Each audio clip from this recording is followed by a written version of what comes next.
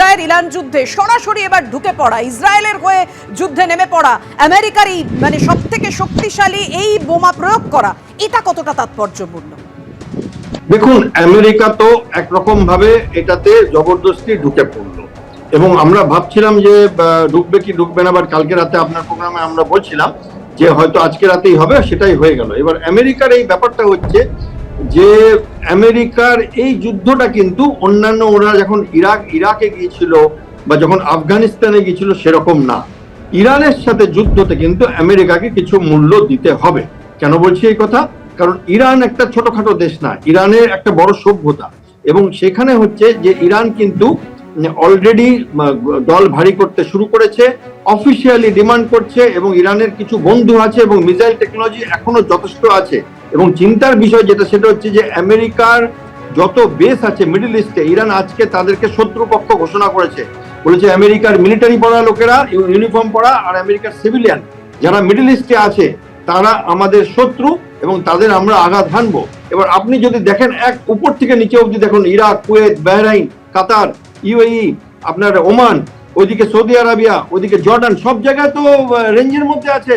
Israel তো অনেক দূরে ইরান থেকে, কিন্তু এগুলো তো একদম ঘরের কাছে, ফলে অনেক রকম মিসাইল দিয়ে তারা আঘাত আনতে পারে। আনবে কি আনবে না জানি না। অফিসিয়াল স্টেটমেন্ট দিয়েছে ইরান, আমরা বাহরাইন দিয়ে আঘাত শুরু করব। এটা কেন? কারণ বাহরাইন হচ্ছে ফিফথ ফ্লিট, যেটা হচ্ছে ওই এরিয়ার সমুদ্রের রাজা বলতে পারেন, মানে আমেরিকার বড় নেভাল ফ্লিট। দুটো এয়ারক্রাফট ক্যারিয়ার গ্রুপ আছে সেখানে এবং বহু জাহাজ আছে, বহু এয়ারক্রাফট আছে, সেইটার হেডকোয়ার্টার। দ্বিতীয় হচ্ছে বাহরাইন হচ্ছে স্ট্রেট অফ হরমুজ এবং গালফ অফ ওমানের একদম কাছে এবং ওরা বলে বলছে আমরা এখানে ধ্বংস করব, এটাকে বন্ধ করব। এবং আপনি যদি দেখেন হালে কাতার থেকেও একটুখানি মিনমিন করে বলা হয়েছে এটা ইউএস ঠিক করেনি, সৌদি আরবিয়াও একবার বলেছে এবং একদিকে যেমন ইউকে এবং ইউরোপিয়ান ইউনিয়ন এবং আমেরিকা, অফকোর্স ইসরায়েল তো আছেই, একসাথে বলেছে যে ভালো হয়েছে, খুব ভালো হয়েছে। আবার একদিকে আমেরিকার মধ্যে একটা বড় অংশ রাজনীতিবিদরা বলছে আড়াআড়ি বিভাজন হচ্ছে যে আমাদের পারমিশন ছাড়া করেছে, কংগ্রেসের পারমিশন ছাড়া এটা করেছে, আমরা ইমপিচমেন্ট করতে পারি ট্রাম্পকে। এবং তাদের ভোট ব্যাংকের কিছু সমস্যা আছে। আলটিমেটলি ইরান একটা প্রাচীন ইসলামিক দেশ এবং সেখানে চায়না চুপ করে আছে, কারণ চায়না যুদ্ধটা করবে না, বাট চায়না ইরানের পক্ষে আছে, চায়না সমস্তভাবে সাপোর্ট দেবে, যুদ্ধ ডাইরেক্টলি চায়না করবে না।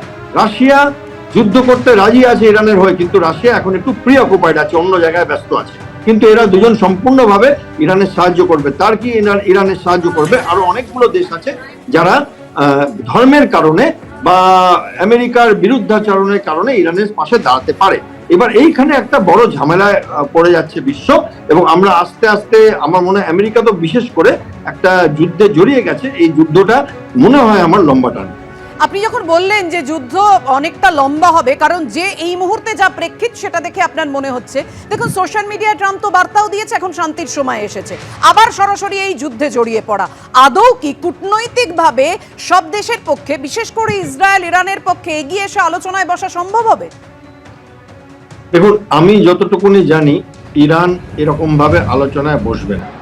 ইরানকে মাথা নত করানোটা, আমেরিকা তো ব্যবসা বোঝে, পয়সা বোঝে, শক্তি বোঝে, কিন্তু দেখুন শক্তি সব হয় না, কিছু দেশের নিজস্ব জিদ থাকে এবং ইরানের কিছু নিজস্ব জিদ আছে, তাদের কিছু গর্ব আছে, তাদের প্রাচীন একটা ইতিহাস আছে। এইসব দেশগুলোর থেকে অনেক অনেক প্রাচীন দেশ এগুলো। ভারত যেমন একটা প্রাচীন সভ্যতা, তেমনি ইরান একটা প্রাচীন সভ্যতা, অতি প্রাচীন সভ্যতা।